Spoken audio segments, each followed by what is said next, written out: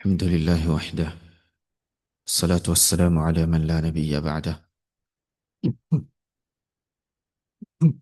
صلى الله عليه وعلى آله وسلم. ما بعد، فاللهم لا علم لنا إلا ما علمتنا، إنك أنت العليم الحكيم. إن شاء الله عز وجل إليني الدرس الثاني عشر. لن لقى لك جيلة لاتنو ترى تيسير النحوي. انتما كانوا دلك يوني أنواع الجملة. أنواع الجملة àwọn oríṣi jumla eléyìí tí ó wà. So àfáàní aljumlatu naw'an. Jumla oríṣi méjì ló pín sí, ọ̀nà méjì ló pín sí, ìyẹn sentence nínú èdè Lárúbáwá ló pín sí ọ̀nà méjì. Jumlatun ismiyya wa jumlatun fi'liyya. Alákọ̀ọ́kọ́ ni jumlatun ismiyya. So ìyẹn nominal sentence. So ẹlẹ́ẹ̀kejì wọn ni jumlatun fi'liyya, verbal sentence. الثاني أولا علاقة الجملة الاسمية لتجينا من sentence. الجملة الاسمية يعني هي كل جملة بدأت باسم. بب sentence وتبرك له اسم وتبرك له noun. يعني جملة تباري تبرك له noun أو جملة اسمية أو جملة اسمية. So هي كل جملة بدأت باسم من الأسماء. ونبقى sentence تبرك له رقة كنا ورقة، وتتكون من أسماري لا ترى. يعني كل جملة يوم هذه جملة اسمية، يوم هذه جملة اسمية لا ترى على كوني مبتدأ وهو الاسم الأول. يعني كل الجملة الاسمية is made of مبتدأ, which is the first noun that you will see at the beginning of it. So مبتدأ ونكلاكو تاري نينو الجملة الاسمية. الثاني لك جني خبر، وني خبر predicate. صار كمان مبتدأ خبر، مبتدأ وخبر. وأنا فوالك وجي جملة اسمية مبتدأ خبر لا موا لك وجوي كيشن كامي المبتدأ والخبر لا موا لك وجوي.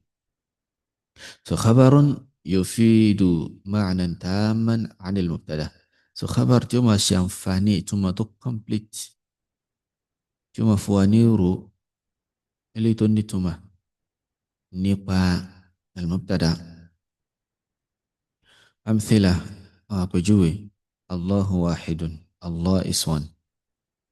محمد رسول الله، محمد is the messenger of Allah صلى الله عليه وسلم.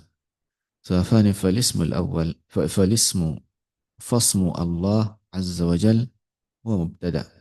So أرقى ناو تيشي الله الولداتي ولا رجعني هو مبتدأ، هوني مبتدأ في المثال الأول نبي أكو يجي على كوكاي الله واحد.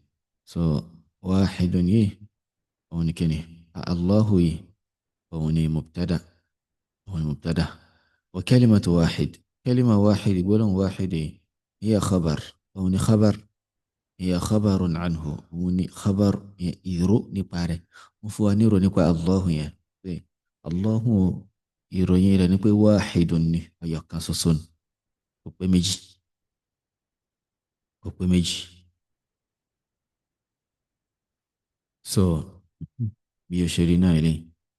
ثاني هي خبر عنه أفاد معنى الوحدانية له سبحانه. أفواني أنفشام أشياء أفواني إيرو أفواني أنفاني إجاء أسو الله سبحانه وتعالى بي وكان سوسوني الله سبحانه وتعالى.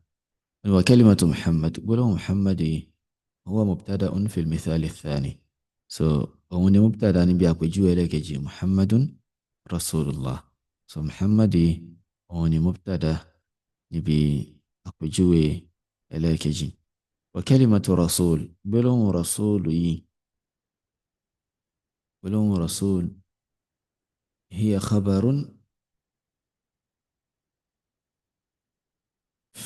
hiya khabarun anhu òun ni khabaru rẹ̀ òyìn pé fún wa ní ìròyìn nípa rẹ̀ afáàdà ma'na risalati lahu sallallahu alayhi wa sallam ó ṣe wá láǹfààní ìjẹ́ òjíṣẹ́ pé wọ́n rán nabi sallallahu alayhi wa sallam Allah subhanahu wa ta'ala ó rán níṣẹ́ òjíṣẹ́ Allah subhanahu wa ta'ala. صفاني وكل من المبتدأ والخبر يكون مرفوعا كما في الأمثلة السابقة. وني أقاكن المبتدأ خبر مرفوع وما جاء يابو شوانين أواكجوي توري كجا الله واحد الله اسم الجلالة الله أسقي مبتدأ إنان مبتدأ مرفوع أفاي صفاكوكين إذا جرى نكوي مرفوعني إذا جمع ونكوي مرفوعني أسقي اسم جلالة الله مرفوع أسقي الله اسم الجلالة مبتدأ مرفوع. بكنا محمد نبي أسقي محمد مبتدأ مرفوع كوالام رفعه وعلامة رفعه الضمة الله وعلامة رفعه الضمة. بين محمد نبان واحد الله واحد مرفوع لمناجة خبر واحد خبر مرفوع وعلامة رفعه الضمة. رسول محمد رسول خبر مرفوع وعلامة رفعه الضمة. أفاني وملخص ما سبق في هذه الأبيات صمري انتو لكجان بأواسيوني أوني أبي نعم أوني وملخص ما سبق صمري انتو لكجان دلكي في هذه الأبيات هم لون بأواسيوني تنبي.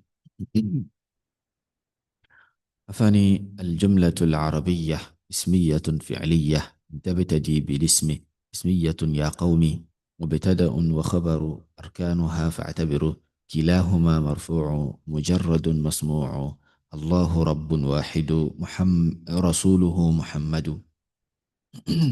الجملة العربية Arabic sentence يدي الأربعة أنا مجلوك مسيوني اسمية فعلية